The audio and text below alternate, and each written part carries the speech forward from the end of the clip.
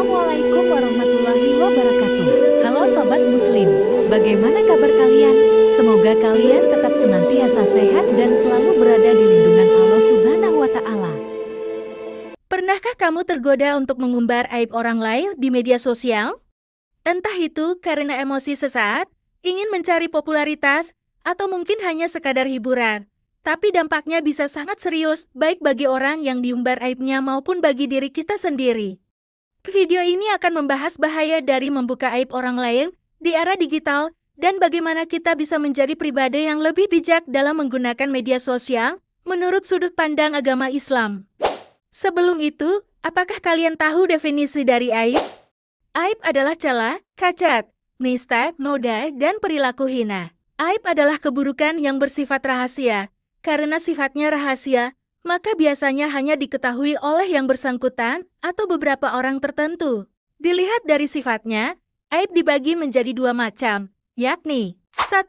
Aib zahir, aib yang nampak dan dapat diketahui sejak lahir seperti cacat pada barang-barang perdagangan, contohnya buah-buahan yang busuk. Yang kedua adalah jenis aib yang seringkali dibicarakan atau sering dilakukan oleh manusia.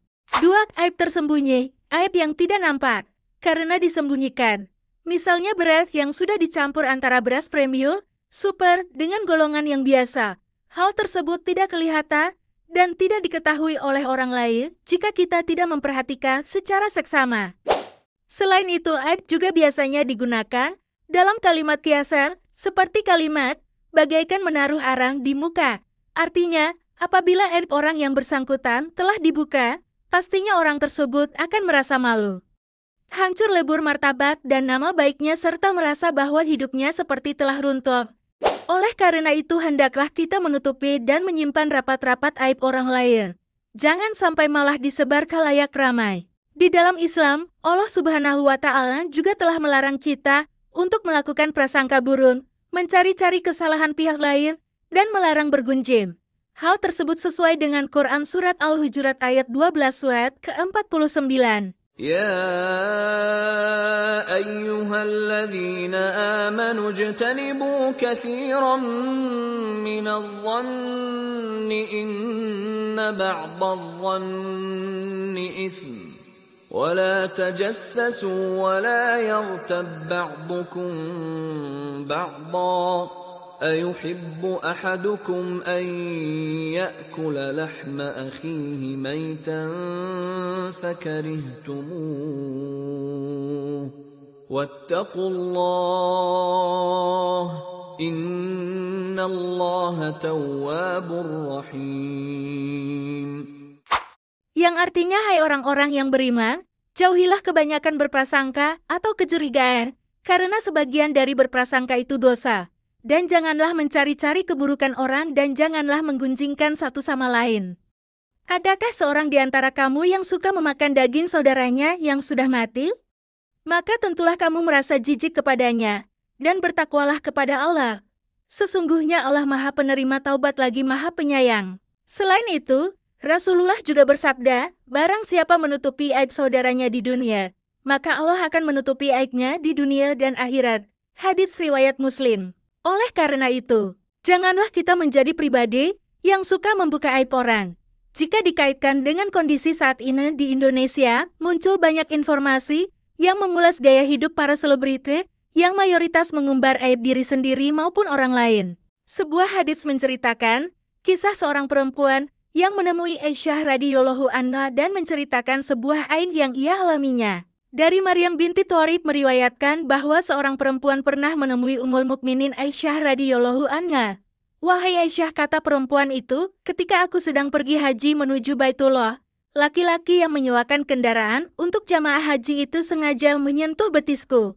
Belum selesai kalimat itu, Aisyah langsung menghentikannya. Sudah, cukup.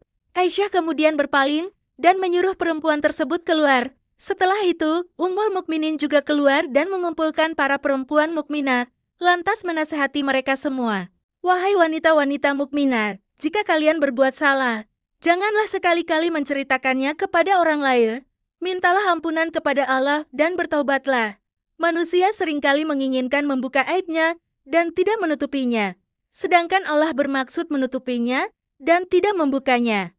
Ketika seseorang yang memiliki aib pada masa lalu, namun ia dapat menjaga lisannya untuk tidak menyebarkan keburukan orang lain, niscaya Allah akan menolong ia untuk menutup aib yang ada pada dirinya. Begitupun sebaliknya. Jika tetap menyebarkan aib orang lain, maka Allah akan membuka aib kita di dunia dan akhirat. Tetapi apakah kalian tahu bahwa ada kondisi di mana kita diperbolehkan membicarakan aib orang lain? Dalam kitab Al-Azkar, ada 6 kondisi diperbolehkan membicarakan aib orang lain. Yang pertama yaitu ketika adanya kezaliman, orang yang diperlakukan tidak adil atau disalima, diperbolehkan menceritakan pada pihak yang berwenang. Yang kedua, meminta bantuan untuk mengubah kemungkaran, menceritakan dengan tujuan mengubahnya ke jalan yang lebih baik. Yang ketiga ialah meminta fatwa. Tujuannya, agar mufti atau orang yang diberi wewenang dapat mengerti permasalahannya dan memberikan fatwa yang tepat sesuai pertanyaan orang yang meminta fatwa. Selanjutnya, yaitu sebagai bentuk peringatan. Tujuannya memperingatkan tentang suatu keburukan ketika menasihati.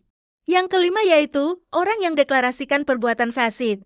Ketika ada yang terang-terangan melakukan perbuatan fasid, hukumnya wajib diceritakan.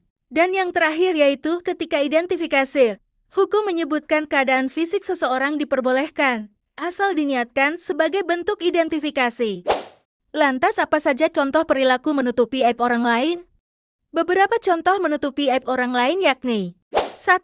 Tidak menceritakan kepada orang lain tentang kondisi dan permasalahan teman yang sedang terpuruk. 2. Saat tidak sengaja mendengar pertengkaran tetangga, tidak membahas dan mengeceknya dengan tetangga lain secara diam-diam. 3. Tidak mengumbar dosa teman di media sosial. 4.